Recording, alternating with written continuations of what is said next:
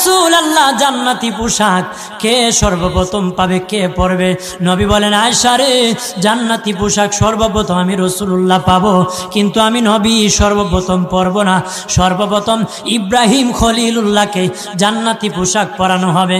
কেন জানুনি? ইব্রাহিম নবীকে নমরুদের আগুনে যখন ফেলে দেওয়া হয়েছিল, দুনিয়ার সব ছেড়ে দিয়েছিল, বাড়ি ছেড়ে দিয়েছিল, সম্পদ ছেড়ে দিয়েছিল, মা বাবা ছেড়ে দিয়েছিল, এমনকি গায়ের জামা যখন খুলে নেয়, ইব্রাহিম কয়েক কাপড় ছেড়ে দিতে পারি, আমার আসমানের মালিককে ছেড়ে দিতে পারি না।